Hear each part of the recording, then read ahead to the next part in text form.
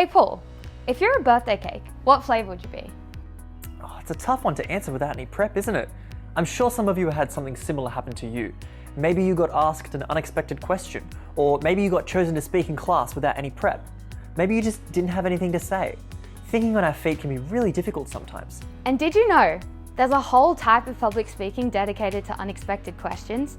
It's called impromptu speaking, and today we're here to help you plan for it.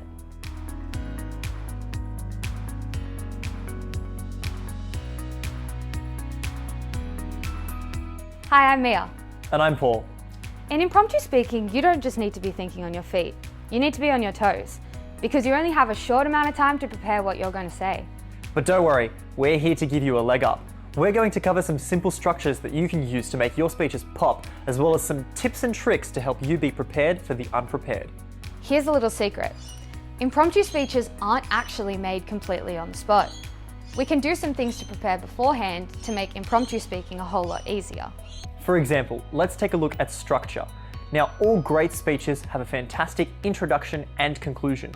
However, for our impromptu speeches, we can get a little bit creative with the body paragraphs and not use our usual 3 points. If we have these in our back pockets, it makes impromptu speaking a whole lot easier because we already have an idea of what we're going to say. Let's go through some frameworks now to help you out with these.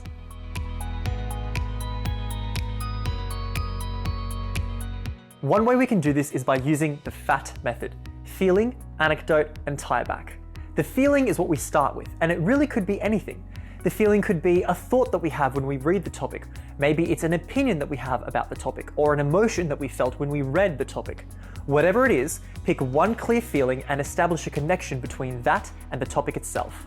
After you've shared how you feel about the topic, make sure to give your audience an anecdote, a quick story to illustrate how you feel. Make sure that it isn't too generic or too niche. A good anecdote is entertaining. It could be experience that you've experienced or someone that you know has. It could be a story about a famous person or an example from history.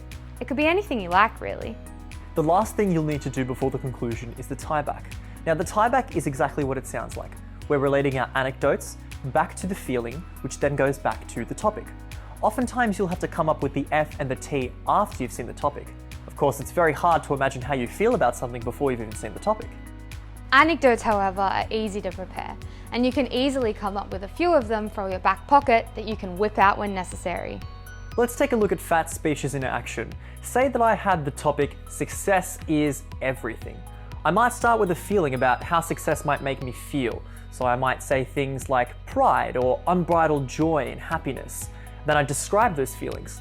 Then I might move on to an anecdote to demonstrate how those feelings might have happened in real life. Say when my footy team won the grand final and how I felt all those feelings at that point. Then my tieback would be something like how, well, because I felt those feelings and they were so great, success really is everything.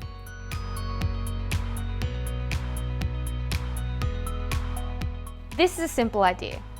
First, you use the introduction to establish the topic as something that you're weighing up the pros and cons for. You're not really sure whether it's good or whether it's bad. For example, you could have the topic, the job I'd love to have. You could really pick anything. Let's say you want to be a lawyer. Begin by talking about all the things that you think would be great about being a lawyer. Then you can move on to a big but and start talking about the things that you think wouldn't be so great about being a lawyer. And then after that discussion, come to a consideration and conclude whether or not you think that it's ultimately a good or a bad thing. You can use some anecdotes in here. Your friend's mum's a lawyer. She's rich and she drives a fancy car. Most politicians and businesswomen are also lawyers or have a background in law. But you've heard about how long the days are, how uncomfortable it must be to wear a suit all day. These are some examples that you can use to illustrate your idea.